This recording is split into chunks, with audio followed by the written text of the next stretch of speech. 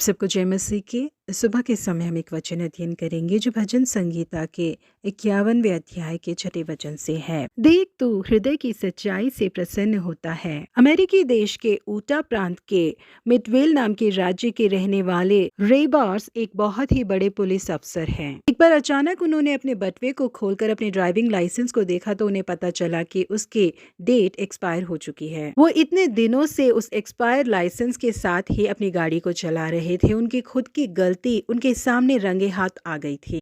इस कारण वो बहुत ही ज्यादा शर्मिंदा होकर सोचने लगे कि मैं इतना बड़ा पुलिस ऑफिसर होने के बावजूद एक एक्सपायर हुए लाइसेंस के साथ गाड़ी चलाऊंगा तो मैं दूसरों को कैसे सजा दे सकता हूँ, उनके ऊपर मैं कैसे जुर्माना लगा सकता हूँ। इसीलिए उन्होंने जुर्माने की पुस्तक में अपना नाम लिखा और वहां पर हस्ताक्षर किए। और उसके बाद उस पुस्तक में से जुर्माने की रकम की रसीद को काटकर वो सिटी कोर्ट के जज के पास गए। उनके हाथ में जो जुर्माने की पर्ची थी उसे देखकर न्यायाधीश ने उनके ऊपर $5 का जुर्माना लगाया। न्यायालय में अपने जुर्माने को चुकाने के बाद उन्होंने कहा कि यदि आज मैं अपनी गलती को छुपा लेता हूं तो कल यदि कोई एक्सपायर हुए लाइसेंस के साथ गाड़ी चला रहा होगा तो क्या मैं उस पर जुर्माना लगा पाऊंगा। यहाँ प्रिय परमेश्वर के लोगों, हमारे परमेश्वर भी हमसे चाहते हैं कि हमारे हृदय में सच्चाई रहे, और यदि वो सच्चाई हमारे अंदर है जो परमेश्वर हमसे चाहते हैं तो परमेश्वर हमसे बेहद आनंदित होंगे। शैतान ने इजरायलियों के विरुद्ध उठकर दाऊद को उकसाया कि इजरायलियों की गिनती ले। तब राजा दाऊद ने इजरायली लोगों की जनगणना करने के लिए आदेश दिया, लेकिन यह बात परमेश्वर को बुरी लगी। इसीलिए इजरायली लोगों के बीच में महामारी आ गई जिस कारण 70,000 इजरायली पुरुषों की मृत्यु हो गई।